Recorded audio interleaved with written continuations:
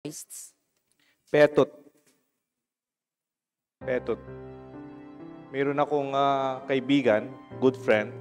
May pamangkin siya when I was a young priest. That is almost 30 years ago. Meron siyang pamangkin, kanyang malit pa sa mga bata. Ang kanyang alam na pera, petot. Petot. Pesos. Kasi yun lang kanyang ma-pronounce. A little girl, a niece of my good friend, was fondly called Petot. As a child, she always mispronounced piso to Petot. And for her, that's the only money that matters. Yun yung kilala niyang pera. Pwede mo siya lang bigyan ng 5 piso, ayaw niya. Bigyan mo ng 10 piso, ayaw niya. Bigyan mo ng 20 pesos, hindi niya tatanggapin. Bigyan mo ng 50 pesos, magagalit siya. Bigyan mo ng 100 pesos, iiyak siya.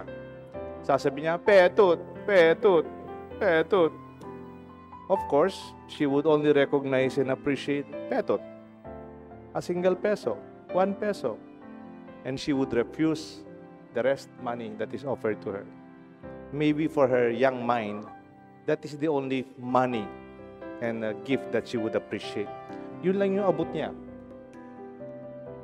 If you did not give her petot specifically, she will cry. Even if the amount given to her is greater than petot. Now, Petot has grown up into a professional nurse working abroad. Nurse na po ngayon si Petot. He's married at meron na pong mga anak. I also met her, one time tumating na rin dito, si Petot. And nagpa-picture kami kasama ng mga anak. Tapos sabi ko na, kumusta na Petot? So even her mother would recognize and she's smiling. Whenever we see her, until now, we tease her with the name Petot, remembering her childlike attachment to the simple 1 peso. It brings a smile as we recall the innocence, the sincerity, and the simplicity of her desires. This story, in my experience, reminds us of sometimes how we approach God in our prayer. Like Petot, we may be asking for something very specific, believing that is what is best for us, without realizing that God can give us more. Kung minsan inihingi natin sa Diyos, Petot, pero natin, ang Diyos, ang Ama natin, napakayaman. Ang inihingi mo, He can give more than what you are asking. Just as we knew that He gave us more than 1 peso, but gave us and want us to be happy, God knows what is truly best for us.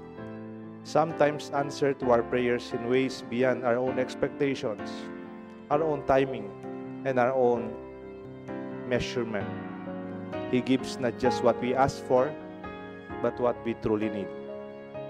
Today, the Gospel reminds us of the goodwill and the goodness of the Father. Always believe.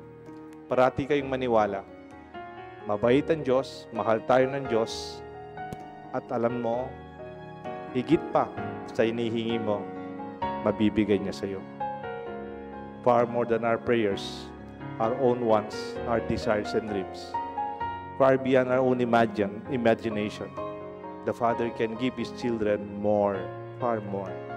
His generosity and magnanimity go beyond our own thinking and imagine how far our mind can imagine. Let us keep on believing and trust with confidence that our Father has graces awaiting us far beyond Petot. Mayroong naghihintay grasya sa atin lahat, lagpas pa sa 1 piso hinihingi natin sa Kanya. How much more will your Heavenly Father give good things to those who ask Him? In the name of the Father, the Son, and the Holy Spirit. Amen.